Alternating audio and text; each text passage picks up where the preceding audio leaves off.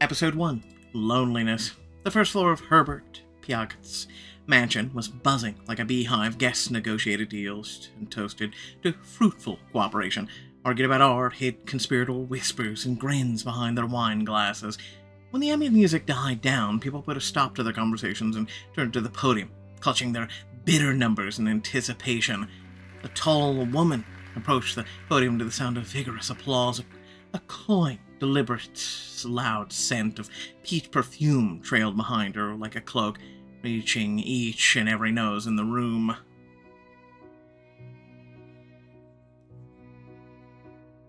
Hello and welcome to the 38th annual meeting of the Society of Art Connoisseurs, dear friends. The corners of her lips lifted in a sly smile. Tonight we are pleased to offer you a variety of exceptional exhibits, from the Tang Dynasty porcelain to ritual tools found in recent El Fayum excavations. Before we begin, however, I would like to express the Society's sincerest gratitude to her and Frau Riddle for impeccable organization, to Signor Constantino Carbone for a particularly generous contribution towards tonight's event, and to Monsieur Herbert Piaget for his willingness to host the auction in his magnificent home. The guests erupted in applause once more. The Riddles and Constantino, who were standing near the podium, nodded politely. Herbert's absence didn't bother anyone who had the time or mind for such trifles when the first lot was already being brought on stage. Let's get started. She picked up the gavel, and the auction began.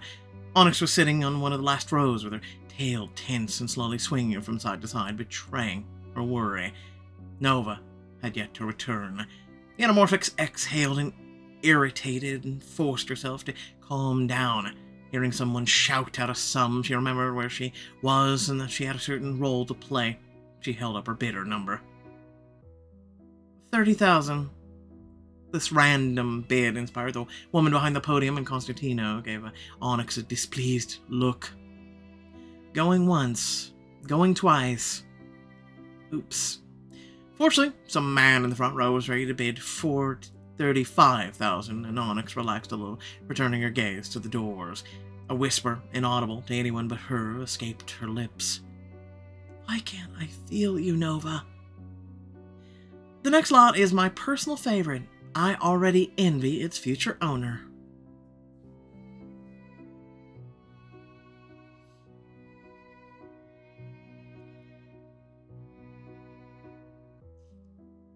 When the event was in full swing, a shadow slipped into the hall, unnoticed.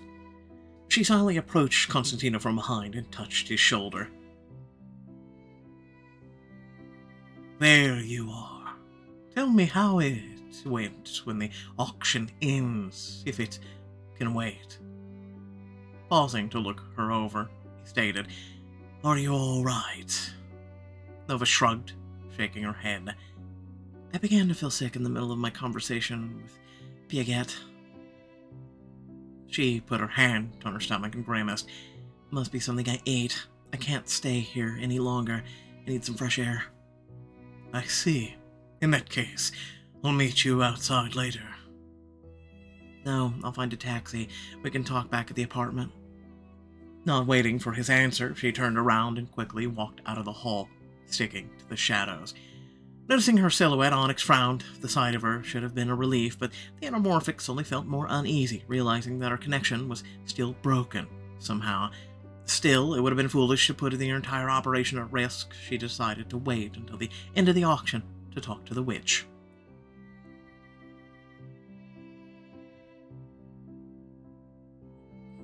Shortly after, Herbert Piaget appeared as well.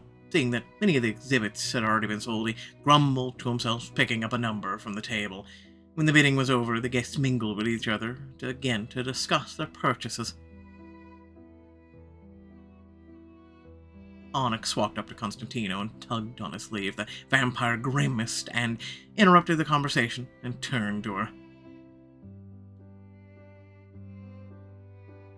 What's the matter? Where is Nova? I can't find her. He rolled his eyes. She went back to the apartment. She was feeling sick. Is that all?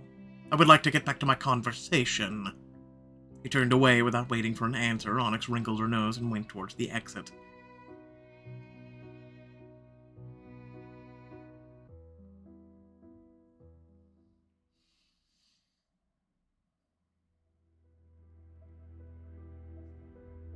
Two days later. The front door slammed. Vesper, who was sitting on the couch, jumped to her feet and looked out into the hallway. Shin responded to her questioning look with a short shake of his head. Maybe Onyx found something. Shit. Vesper sank back onto the couch, burying her fingers in her hair, and whispered, "Could she have..." She bit her lower lip. Onyx and Talus entered the room through the open window. As soon as they turned, the expressions on their faces made it clear that their search for the time catcher was unsuccessful. Nobody has heard anything. They're going to keep an eye out and let us know if something comes up. I'm gonna fly around some more, just in case I get lucky. His words still came out abruptly, but much more confidently than before. Turning into his raven form, Talus left the apartment. I can't believe she just disappeared like that. Still can't feel her. If something was different, everyone would already know. What's the use of creating these stupid bonds if they don't even help in situations like this? Onyx turned to Shin sharply. What's the use? I don't know. Maybe to be there for each other, to support each other, to know that no matter what happens, we aren't alone. You know what? I don't even know why I'm wasting my breath. A loner like you isn't going to understand anyway. You don't give a damn about other people's feelings. Her chest was heaving faster and faster. The accumulated emotions came crashing down like a wave, overwhelming her, locking her in a vortex. Don't talk about things you know nothing about. What is there to know? You're just this indifferent icicle who doesn't have any friends. She pursed her lips, looking at the anamorphics. Her gaze cooled.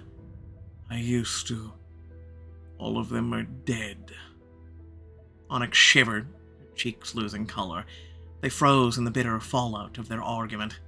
Vesper walked up to Shin and put her hand on his shoulder. Not all of them, Shin. I'm still here. The warlock nodded curtly. Onyx's lower lip began to tremble. She clasped her fingers nervously and then unclasped them, trying to calm down. I'm sorry I'm an idiot. Not that you aren't, but I'm a bigger idiot. These last 2 days, she's not dead, is she? She isn't, right? Despite her attempts to stop them, tears rolled down her cheeks. Shin looked to the side. We'll find her. We need to get ourselves together and think. The silence had swallowed them after those words didn't exactly inspire hope. Everyone present was concerned, but one of them was especially worried. We get to choose. I would assume that it would be, Onyx since she's crying. Just saying. Fear was eating her alive. Losing her Fidelar was one of any familiar's worst nightmares. Onyx stared blankly at the floor, scratching her palm with her nails. The conversation turned into white noise. And I can't take Onyx through the shadows. Anamorphics blinked, coming back to reality. Take me where? To the Piquette. That's where Nova was last seen, and she disappeared immediately after talking to the owner of the mansion. Told you we should have started there. We've lost so much time because of the Patriarch's stubbornness. Onyx hissed through her teeth. Exactly, this Herbert guy must be involved in some way. Perhaps, but there are no facts to support that theory. We only know 2 things for sure. 1, Nova left the auction on her own. 2, Piquette returned shortly after her and spent the rest of the evening in plain sight. I've spoken to Constantino. He's still very opposed to us going to the mansion. He doesn't want us to put him in the awkward position where the society by questioning Piquette. Vesper waved her hand, clearly irritated. At this point, I don't really care what Constantino wants or doesn't want. Nova must come back, and I'm ready to do anything to make it happen. His reputation with this society isn't worth her life and well-being. She hesitated and looked away for a moment, then added a little less emotional voice. The success of our operation depends on her. No time catcher, no source. I'm sure Constantino is smart enough to figure that out. Lucian nodded calmly. I'll notify him. It will take some time to convince him that this is necessary, but I think he will come around eventually. If not, you can act, but without me, I can't go against my patriarch's orders. Vesper nodded.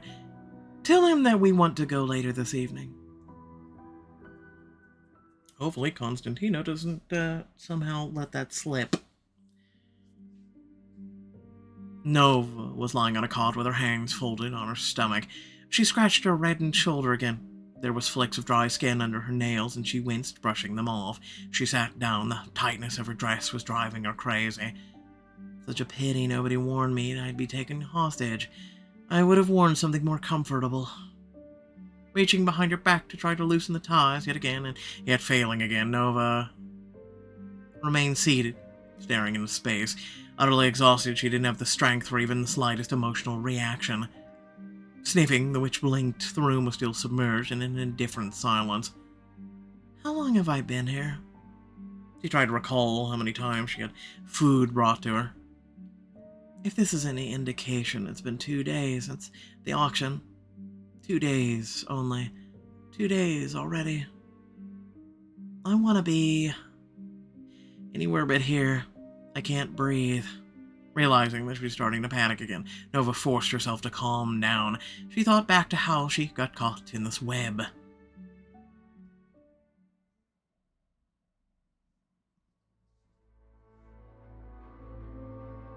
Two days ago, before the auction. So, how about you help me figure out the secret of the Master Time Catcher? Which suppressed another bout of nausea, trying to get her brain to work. The light of the chandelier so painfully yellow, ruthless, and omnipresent hurt her tired eyes. What the? Oh, and before you start trying to reach out to anyone, it's possible to do so from within this room. I can feel that. It's like I'm in a vacuum, cut off from the rest of the world. And my connection with Onyx is broken. The thoughts washed away by a rush of pain throughout her body. She was trembling, her head spinning. She could barely hold on, pushing her palms into the floor. I got clutched.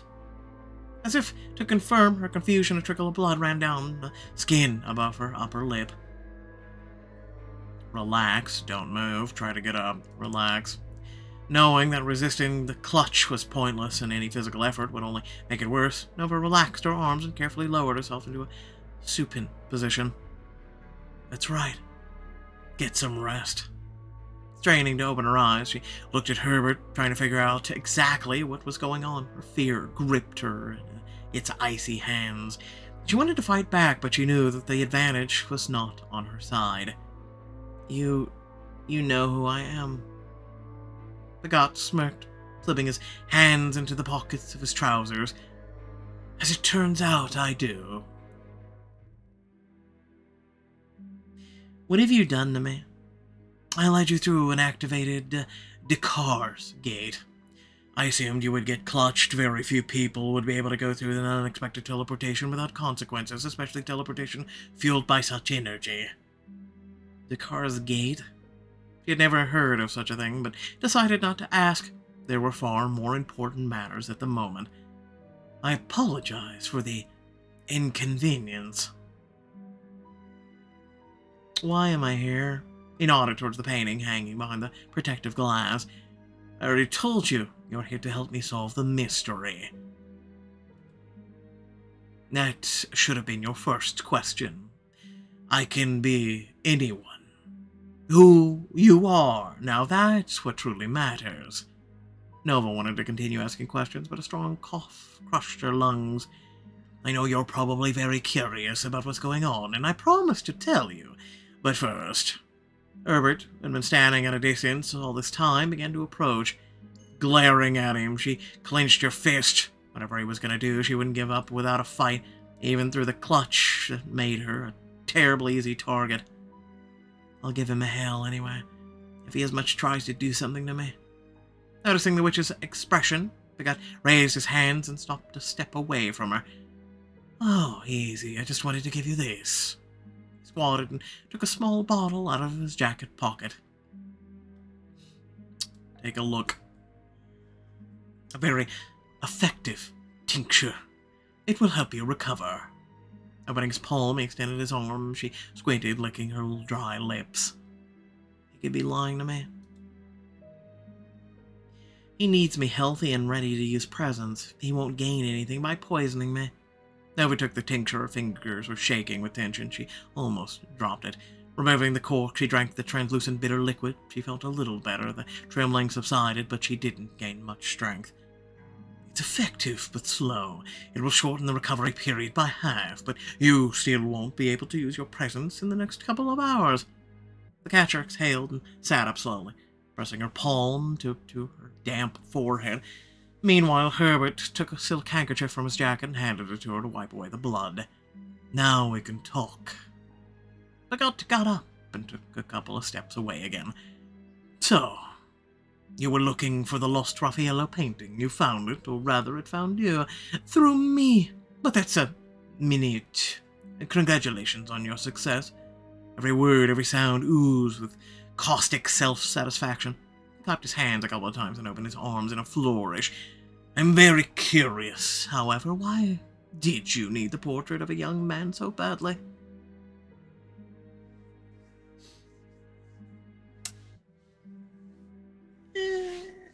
Tell the truth. Be silent. All Nova did was give him a bitter look. Herbert chuckled with a shrug. I'll do the talking if you prefer, then. I already know the answer to the question anyway. It so happens, Madame Nova. He put a special emphasis on her name, stretching the last syllable. It just so happens that you and I share the same goal, to find the source.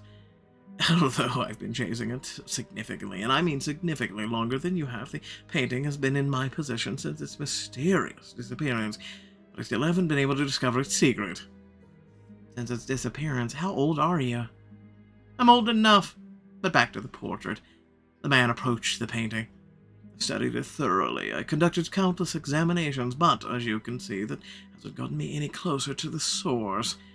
I almost gave up at one point, considered selling the canvas, but realized in time that there was one thing I still hadn't tried. The Time Catcher's gift is astonishing. I knew one of you, and his ability to command time as if it were a game truly amazed me. Unfortunately, he disappeared before I could put his powers to use. And after I learned about you, I knew I couldn't afford to miss such an opportunity again. Is that why you tricked me into coming here and getting clutched? How did you even find out I'm a catcher? The man snapped his fingers and a dark spot crawled out of the corner of the room. Am I supposed to know a spider? The spider was Herbert's shoulder a second later, and he gently stroked it with the tip of his finger. Meet Zakira. You're familiar. So he's an other, not a warlock or a vampire, but who? Zakira is my faithful companion. She's been following you since your, visit to Jesse de Boer. Her memory swirled, mixed with an ineligible lump. Her headache, not having completely subsided, made itself felt again. Her temples throbbed, and Nova pressed on them, squeezing her eyes shut. Yes, she was there. By the way, you met one of her children that time on the roof. Ah, she thanked you for not hurting him. Zakira did a great job. After learning that a Time Catcher was going to attend the auction, I arranged for the original venue to become unavailable and offered my mansion in its place. And then, all I had left to do was wait for you to come to me. Herbert glanced down at his watch. Oh, I've completely lost track of time. Better get down to business. I still don't know what this connection to Jesse is, and how the portrait ended up in his hands. Demand an explanation. No, you will explain everything in detail. I have the right to know. Bagot folded his arm across his chest and gave her a long, heavy look. All right, I'll give you what you want. Hopefully you will remember the gesture of goodwill and cooperate. Nova clenched her jaw tightly and repeated her earlier question, stressing every word. Who are you? I'll show you. He gave Ixira a signal, and she retreated to her place in the corner. Herbert's skin became pale, turning a sickly gray, his veins dark and facial features distorted, stretched. A sharp, strangely sweet taste of decay filled the air. Herbert's eyes rolled back and slowly began to retract into the sockets, sinking deeper and deeper until they were hidden behind a translucent veil. His fingers elongated, the muscles under the thin skin continued to move slowly. The haggard figure hissed softly. Okay. Who dis? He pointed at himself. Swallowing a bitter lump in her throat, Nova whispered, Is that a name? A nod. The catcher wouldn't be able to reproduce the same set of sounds, even if she tried. Sir. Wasn't sure how to interpret those words either, and just stared at him, wide-eyed and silent. His pupils behind the veil were dimly glistening red at first, and then suddenly flashed brighter. The process started again, this time in reverse, back into a human form, but not into Herbert Pigott. Nova held her breath, watching the slightly moist skin changes hue. Silver hair appears on his head, and his eyes roll forward again, breaking through the film. So it was her.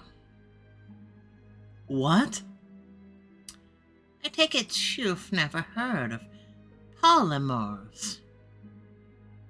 When no response came, Jessie de Boer, Sister, smiled. No wonder. If you think time capsules are the rarest of others, you are wrong. The probability of encountering a polymorph these days is even lower, so you may consider yourself incredibly fortunate. Our species is nearly extinct. No one ever really accepted us. We were hunted long before the War of Fire, both by ordinary and others, mind you. But some of us managed to survive, otherwise I wouldn't be here right now. When I heard some journalists were desperately seeking an interview with Jessie, I decided to look into you myself. Something was telling me that the interview was just a cover for something else. Something like the search for the source. Where is the real Jessie de Boer? Dead. Of course, I replaced her, so she had to go away forever. Would have been quite awkward if there would have been two of us walking on the earth at the same time. He kills people to steal their identities, to live their lives, so Herbert Pigott and his other victims met the same fate. How many were there? It all makes sense now. The real Jessie was right-handed, and he's left-handed, hence the discrepancy. The polymorph rubbed his eye, and the one that was bleeding last time. Oh, about that, I apologize for scaring you when we first met. It's been a long time since I've had to take on the guys. I never get used to it much. I only needed it to get the painting and cover my tracks. She never lived to the age you're seeing her now. The reconstruction is much more difficult, which is why I started bleeding. The guys began to crumble, and I had to send you away as soon as possible. He changed his shape again. Oh, that's better. So the portrait was in one of the caches, after all. You stole it while pretending to be Gusji, who was one of the monument's men. Yes, I had to put in some work, of course, but it was quite amusing to watch the whole world run around searching and coming up with mad theories while painting was resting peacefully in my collection. The last piece of the puzzle fell into place. At least now I know exactly what happened. Satisfied, let's move on. I'm offering you a partnership. Seriously, is that what you call this? Partnerships are usually voluntary, and you aren't giving me a choice. Or what, you're going to let me go if I refuse? It matters what little we call it. You can make things go so much easier for both of us if you just agree to my terms. Or you can push back naturally. One way or another, I'll get what I want. Asshole. So I will give you access to the painting. As soon as you recover, you will begin your attempts to solve its mystery using your powers. I'm not an expert, but I would advise you to start by trying to get into the portrait's past. When you discover the next lead, I'll follow it. If it bears fruit, you're free to go. If it's not, you decide to lie, you stay here until I achieve my goal. That's it. Very simple. He wants me to give him the key to the next stage of the search. He wants me to give him an edge. I can't let this happen. What will become of... any plans. How about that? The Incineration Alliance plans. She shuddered. The Alliance's plans were doomed anyway by her. Nova felt a mixture of fear and anger spreading inside. People are going to be looking for me. I left with you and didn't come back. What are you going to do about that? Oh, nobody will be looking for you. Not here, at least. I'll make sure of that. His grin made his intentions clear. Horror seized the catcher. No. Herbert changed his appearance again. This time, it was her. The doppelganger dusted off the rest and fixed her hair. The auction started a while ago. Well, I need to get back to make sure Constantino and your companions see me. The door in the corner leads to your room and has everything you need for comfortable stay. Settle in and relax. You've got a lot of work ahead of you. The time capture was alone except for Zakara, who was hiding somewhere on the ceiling. Turning around, she met the gaze of the young man in the painting. The slight curve of his lips felt mocking, as if he was challenging her, knowing full well that she was doomed to fail.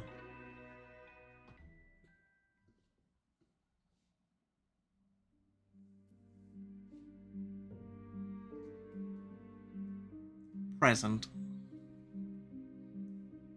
Polymorphs. How come I've never heard of anything about them?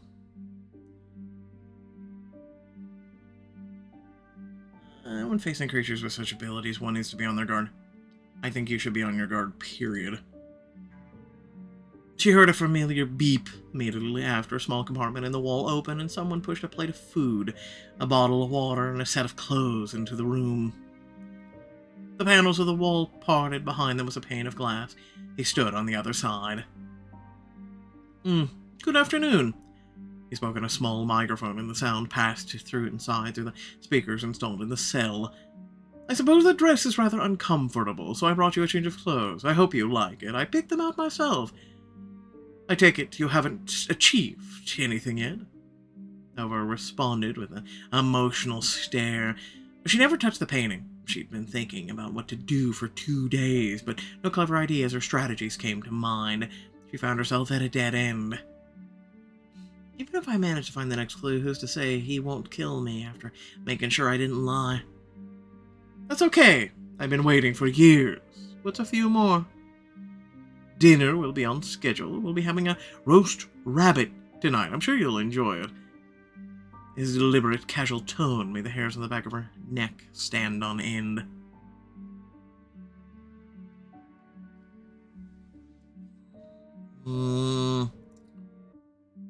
Launch a charge of energy at the glass. Be silent. Why didn't he shove that roast rabbit right up his... The panels closed again. Sighing heavily, Nova went to the door, took the bundle of clothing, and pushed the plate of food aside. She had no appetite. She was glad to have something to change into, though. But first, she had to take off this damn dress somehow. We have Mockingbird, Waxwing, Jay, Sparrow.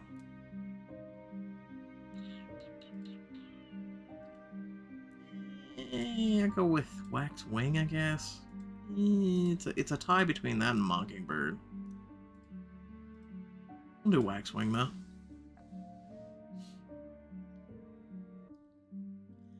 Is this my choice? All good. There was a comb between the clothes.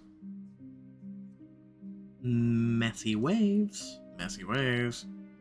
Straight, current. I'm just gonna stay with current. I like it. All good. Nova lay down on the cot again, curling up into a ball. An image appeared before her eyes. It was... choosing a love interest attacks you the most. This will improve your relationship with him. This is not a final choice, but an important one.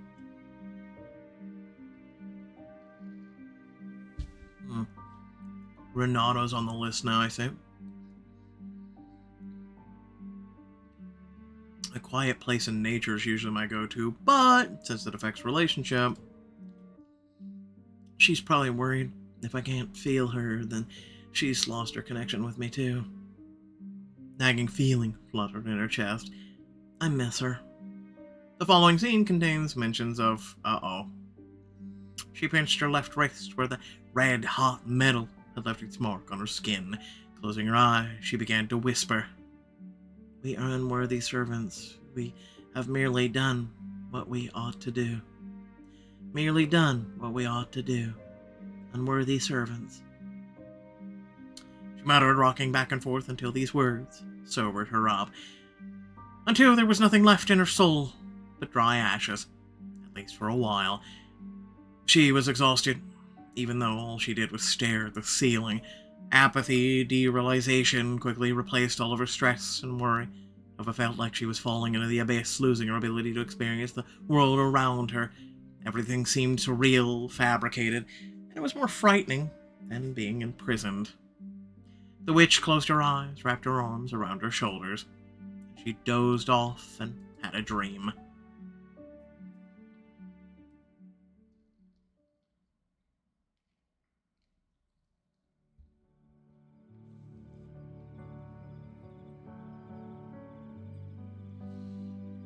Nova was lying on the grass, looking up at the vast, boundless sky.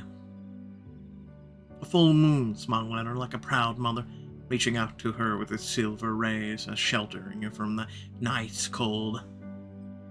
You're warm. The catcher turned to the left, Onyx lying next to her. She moved ever closer, so that their bodies were pressed together. Nova ran her hand through her hair, gently massaging her scalp, and the anamorphic snuzzled her neck, purring softly. I want to stay here forever. Then let's stay. Nova laughed and kissed her on the forehead. Onyx opened her eyes and lifted her chin. With each breath, their lips drew closer and closer.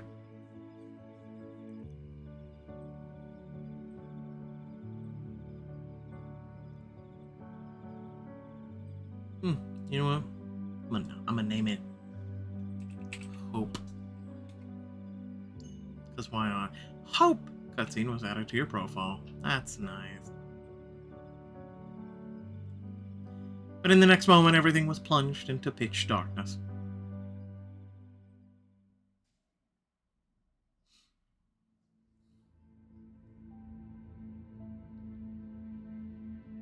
Nova turned around, stretched out her hand, but in front of her, around her, there was only emptiness. She peered into the abyss, and the abyss peered into her, solving her, whispering into hundreds of thousands of voices. Time catcher, kind of time catcher. Unworthy, wise, weak, naive, all-seeing, great, cruel. The space around her trembled, listening to her every inhale, every exhale. Quiet. The curator's appearance was startling, but made sense somehow and seemed logical. Upon hearing the command, the darkness subsided, but didn't leave, remaining to observe the conversation. Where am I? It doesn't matter. Look. Turning at the curator's nod, Nova saw a figure with a bowl in her hands a few steps away. The figure came forward, but the closer she got, the fainter she became. As soon as she vanished, the catcher felt the heat of flames on her face. Unbridled, the fire blazed, rising higher and higher, fueled by screams, but what was it consuming? Before Nova could look more closely, the darkness swallowed everything. Images began to change at a speed that made her head spin, a hand shake, a silhouette with its head bowed, a silhouette kneeling down, a flash of piercingly bright silver, stained with blood red, a gunshot, thousands more. What is this? Presence expanded in her chest, thrashed around, tore her apart from the inside. The curator put their hands on her shoulders. They spoke, their quiet voice. You will understand. Remember. And then it was dark again.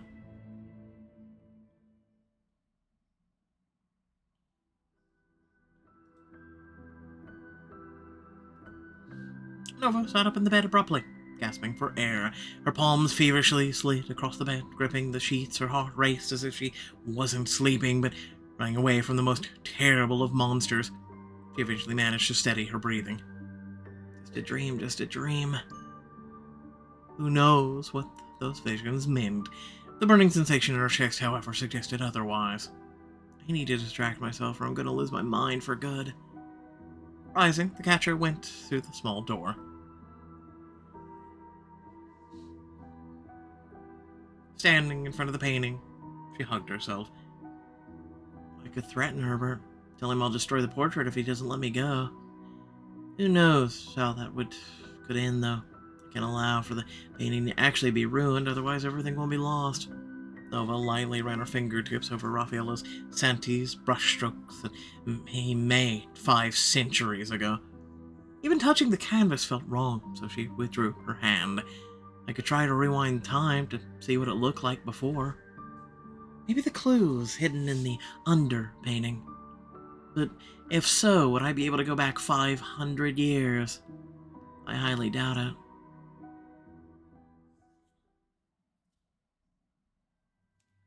Yeah, but why don't you try? That evening, Herbert Pagott opened the doors to the guests himself. Greeting them with a polite smile, he led them into the living room and invited them to sit down. Welcome. They quickly introduced themselves. He looked at Onyx. I saw you at the auction. It's unfortunate I didn't have enough time to get to know you, but I'm glad to have the opportunity now that you and your friends decided to honor me with a visit. We are, glad too? I must admit, I was quite surprised when Constantino told me that you wanted to see me. Something happened. Unfortunately, do you remember the young woman you talked to before the auction started? The one you invited to another part of the mansion?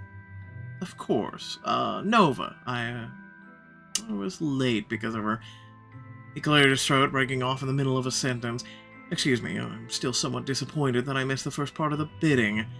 But yes, I remember her. She asked me about Raffaello. Would you mind telling us more? Constantino agreed then. So you don't work together? If you're ready to offer me a larger sum than her, I might consider selling the information about the portrait to you. That's not what we're interested in. We want to know how your conversation went. Oh! Waved his hand as if to hide his disappointment. I showed her part of the information I'd gathered about the missing painting, but no one cares. Such things for free. She said she didn't know exactly what she would be able to pay, what I was asking, and then she threw up. On my Persian carpet, no less. Naturally, I helped her clean up, I gave her my card, and she laughed. And you? Most of my staff were downstairs at the auction. It took me a while to... Why are you asking? The guests exchanged glances. Nova immediately disappeared almost immediately after your conversation.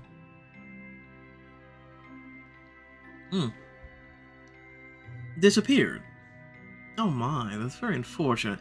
Pardon me, but what does this have to do with me? We aren't trying to insinuate anything, Monsieur Pigott. Don't get us wrong. We just want to find our friend. Herbert first fell silent, frowning. He looked them over. And we are ready to buy the information you have about the portrait. We can discuss the terms of the deal as soon as Nova is back. Okay. I'm not really sure how I can help you, though. Are there security cameras on the grounds? We'd like to see what car she got into. Yes, well, I'll need to talk to the head of security. Let me call him now.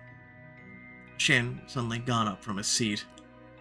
Can I use the restroom in the meantime? He squinted and then waved his hand. Camilla, take the gentleman to the restroom. Shin followed after Camila as the others were waiting for the outcome of his conversation with the head of security. In the end, the host managed to get the right footage and showed that Nova left on foot, not by a car. Realizing that Herbert Pagat couldn't help them, the guests thanked him and left the mansion.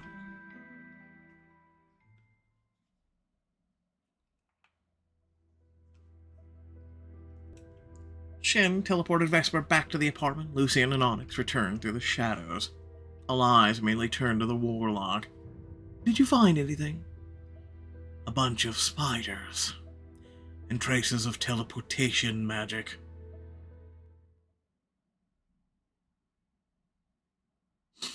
I'll give you a 4 out of 5 on that one. 1 to moon, 2 to status, 2 to power. Let's get them diamonds. So, long story short, hopefully you all did enjoy. Please remember that if you did, to like, share, and subscribe. Head down the description. Plenty of things to check out there, ways to support, and there is also the join and thanks feature. So aside from that, I'll be working on episode 2 ASAP, as well as many other things. Just to give you a little update. Things we've worked on is we've got 7 brothers all the way up, Astrias, and Love, Sin, and Evil. So we're pretty much waiting until June for them. So Arcanum and then Kali is the other ones we're working on. And then we're going from there. So stay tuned. Thanks for watching. Peace out.